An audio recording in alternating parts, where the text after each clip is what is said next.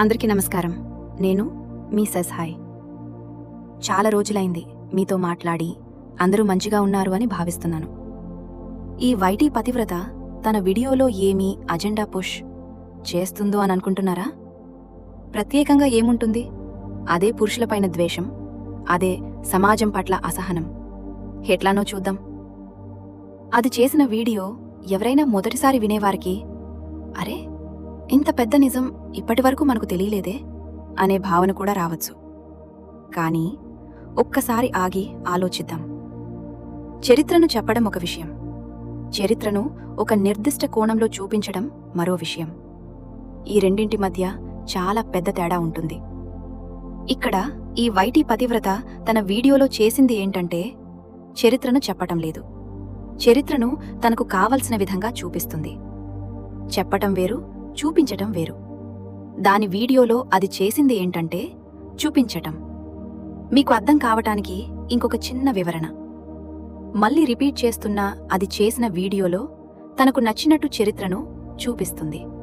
అంటే ఒక కథ ఉంటే అది తనకు నచ్చినట్టు ఒక సినిమా దర్శకుడు ఎట్లా అయితే మనకు చూపిస్తారో అదే రకంగా ఇది కూడా దాని వీడియోలో తనకు నచ్చినట్టు చూపిస్తూ ప్రజలను మభ్యపెడుతూ మోసం చేస్తుంది. అందుకే ఈరోజు వీడియోలో చెప్పిన కొన్ని లైన్లను ఒక్కొక్కటిగా చూసి వాటి వల్ల ప్రేక్షకుడిపై ఎలాంటి ప్రభావం పడటానికి ఎన్ని డ్రామాలు చేస్తూ తన పత్తిత్తు నంగనాచి మాటలతో ప్రజలను ప్రభావితం చేస్తూ సమాజాన్ని నాశనం చేయటానికి ఏమి చేసిందో చూద్దాం.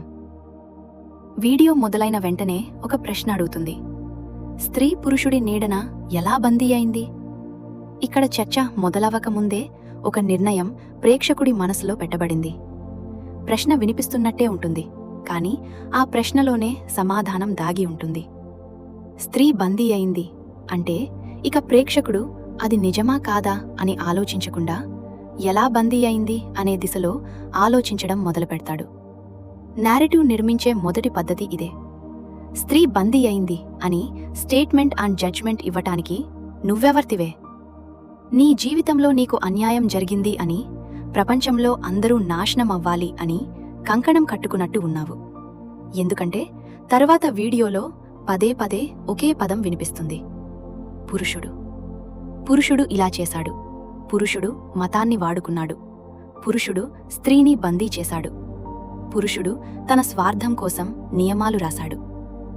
సో ఎవరైనా కొంచెం కామన్ సెన్స్తో ఆలోచించకపోతే అవి నిజమేనేమో అని భ్రమలో పడిపోయే ప్రమాదముంది. ఒక్కసారి ఆలోచించండి. ఇక్కడ కొంతమంది పురుషులు అని చెప్పిందా? కొన్ని రాజ్యాలు అని చెప్పిందా? కొన్ని కాలాల్లో అని చెప్పిందా? లేదు, పురుషుడు. ఈ ఒక్క పదమే పదే పదే వినిపిస్తుంది. ఇలాంటి భాషను వరుసగా వింటే ప్రేక్షకులకు మొత్తం పురుషులనే ఒకే వర్గంగా చూసేలా చేయటమే కాకుండా పురుషులను ద్వేషించే విధంగా ప్రభావితం చేసింది ఈ నంగనాచి వైటీ పతివ్రత. ఇప్పుడు ఇంకో విషయం. వీడియోలో which hunting, wife selling, foot binding, Taliban గురించి చెబుతుంది. కానీ ఒక ప్రశ్న, వీడియోలో మహిళలకు గౌరవమిచ్చిన సమాజాల గురించి చెప్పిందా?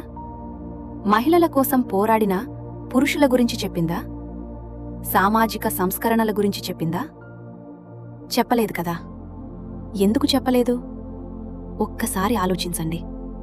ఎందుకంటే ప్రేక్షకుడికి ఒకే రకమైన ఉదాహరణలు మాత్రమే చూపిస్తే వాళ్ళ మనసులో కూడా ఒకే రకమైన చిత్రం ఏర్పడుతుంది. అండ్ ద్వేషం, కుళ్ళు, బాధ, భయం అనేవి ప్రజలలో పెంచటానికి మాత్రమే అని మీకే అర్థమవుతుంది. ఇంకో విషయం గమనించండి. వీడియోలో వ్యవసాయం వచ్చింది, ఆస్తి వచ్చింది, ఆ తర్వాత పురుషుడు అధికారం తీసుకున్నాడు, మతాన్ని వాడుకున్నాడు. ఇలా ఒక సరళమైన కథ చెబుతుంది. కానీ చరిత్ర నిజంగా అంత సులభమా? ప్రపంచంలోని ప్రతి నాగరికత ఒకే విధంగా ఎదిగిందా? ప్రతి దేశం ఒకే విధంగా మారిందా అని ఇలాంటి ప్రశ్నలు ఒక్కసారి మనకు మనం వేసుకుంటే ఈ వైటీ పతివ్రత అజెండా ఏంటో మనకే అర్థమవుతుంది. చరిత్రలో ఎన్నో కారణాలుంటాయి.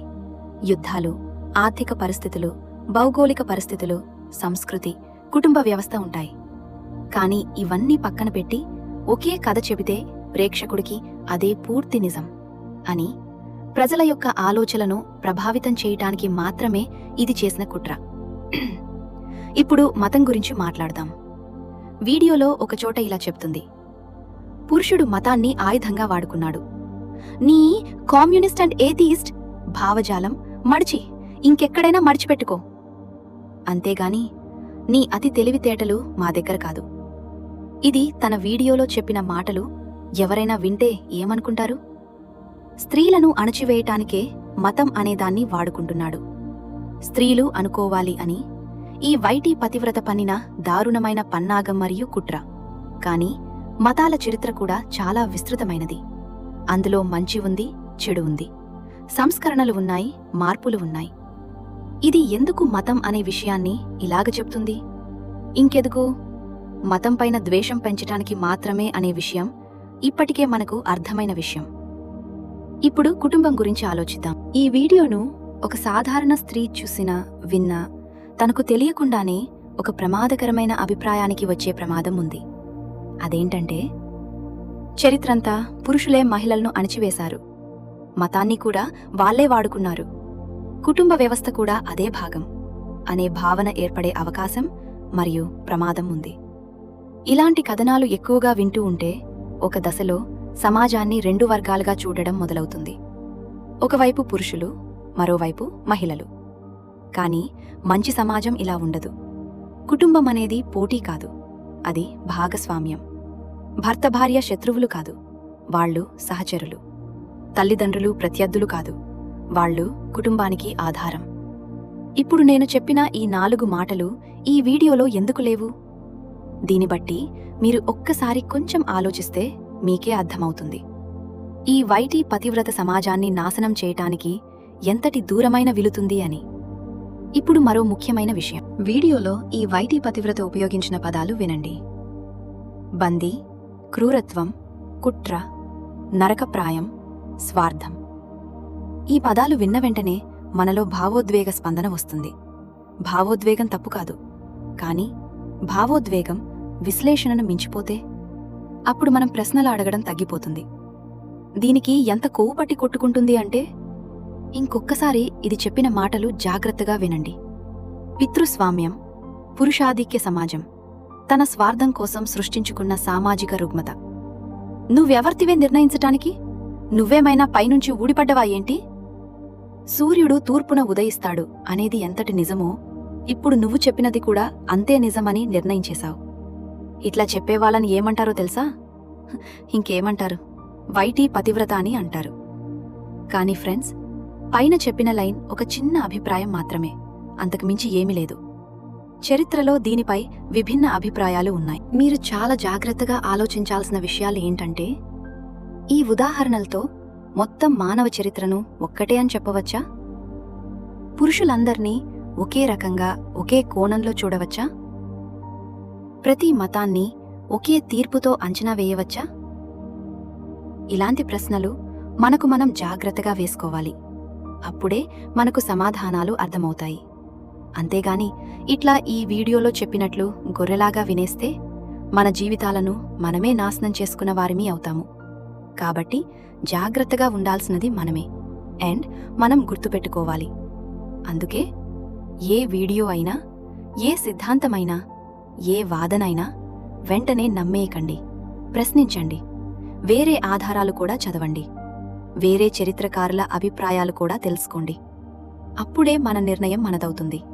లేకపోతే ఎవరో దారిన పోయే ప్రతి అడ్డమైన వాళ్ళు మీ జీవితాలనే కాదు, మన కుటుంబాలను, సంప్రదాయాలను, సంస్కృతి, సమాజం నాశనమయ్యే ప్రమాదముంది.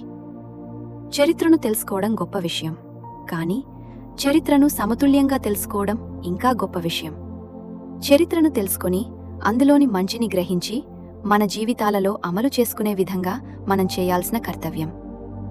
ఆలోచించండి, ప్రశ్నించండి, నిజాన్ని వెతకండి. మరిక సెలవు. నెక్స్ట్ వీడియోలో మళ్ళీ కలుద్దాం. శ్రీమాత్రే నమః.